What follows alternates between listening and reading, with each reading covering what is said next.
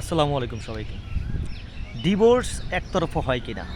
অর্থাৎ আপনার হাজব্যান্ড আপনাকে ডিভোর্স লেটার পাঠালো, আপনি সেটা গ্রহণ করলেন না, তাহলে ডিভোর্স হবে কি না? কিংবা আপনার স্ত্রী আপনাকে ডিভোর্স লেটার পাঠালো, আপনি সেটা গ্রহণ করলেন না, তাহলে সেটা ডিভোর্স হবে কি না?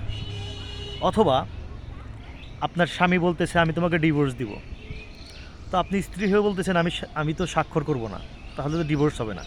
কিংবা আপনার স্ত্রী বলতেছে যে আমি তোমাকে ডিভোর্স দিব, তো আপনার স্বামী বলতেছে যে আমি তো স্বাক্ষর করব না, তাহলে তো ডিভোর্স হবে না।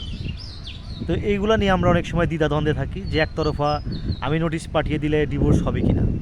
হ্যাঁ, আপনি স্বামী হিসেবে আজকে আপনার ওয়াইফকে, আপনার স্ত্রীকে ডিভোর্স লেটার পাঠিয়ে দিলেন, 90 দিন পার হওয়ার পরে কিন্তু সে যদি স্বাক্ষর নাও করে, তাহলে কিন্তু এটা ডিভোর্স কার্যকর হয়ে যাবে।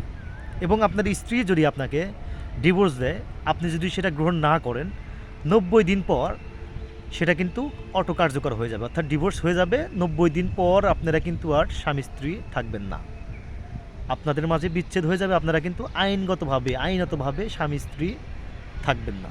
আমি মোহাম্মদ মাহবুব হোসাইন, অ্যাডভোকেট, জেলা ও দায়রা জজ আদালত, ঢাকা। আপনাদের প্রয়োজনে আপনাদের আইনি পরামর্শে সবসময় পাশে আসি। যে কোনো সেবা, সহায়তা এবং আইনি পরামর্শ পেতে আমাকে ফলো করুন। ধন্যবাদ সবাইকে।